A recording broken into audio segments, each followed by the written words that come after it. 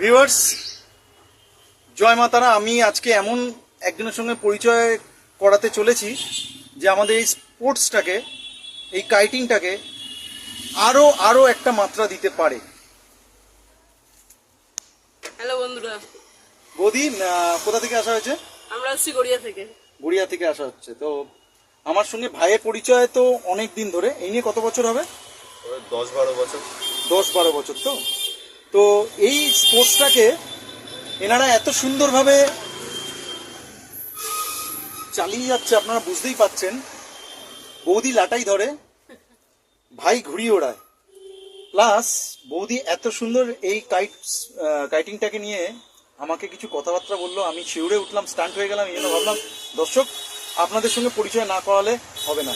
বৌদি, এই কাইটিংটা আপনার কেমন অনুভূতি হয়? আমার তো দারুণ লাগে। দেখুন, সত্যি কথা বলতে আমরা তো শহরের মেয়ে, আমরা বড় হয়ে উঠেছি সাউথ কলকাতাতে, পুরো একদম শহর কালচারে। তা আমরা সেরকম তো দেখিনি। তা আমি বিয়ে হওয়ার পর বা বিয়ের আগে পরিচয়, যখন আমার হাজব্যান্ডের সাথে আমার প্রায় 5-6 বছরের পরিচয়, তখন থেকে ও যখন দেখলাম এই জিনিসটা ভালোবাসে, এবার ওর ভালো জিনিসটা, খারাপটা যেমন নেবো সেরকম ভালোটাও তোমাকে এনকারেজ করতে হবে। তো সেই ভালোটা এনকারেজ করার জন্য আমি দেখলাম যে এই জিনিসটা তো খুব ভালো। মানে এখন তো অনেক কিছুই পারিপার্শ্বিক রয়েছে যাতে খারাপ মানুষের বেশি, তার মধ্যে যে ভালো জিনিসগুলোকে তুলে নিয়ে আসা, সেটাকে আমি সবসময় চেয়েছি এনকারেজ করতে এবং করি। সেই কারণে আমি আমার হাজবেন্ডের পাশে থাকি। একদমই খুবই ভালো লাগলো দর্শক, কেননা এই ঘুড়ি ওড়ানো নিয়ে অনেক পরিবারে নানান রকম অশান্তি হয়। আমি আজকে এরকম একটা হাটকে ব্যাপার দেখলাম বলে আমি আর সামলাতে পারলাম না, যে এনকারেজ করছে বৌদি ভাইকে ঘুড়ি ওড়ানোর জন্য।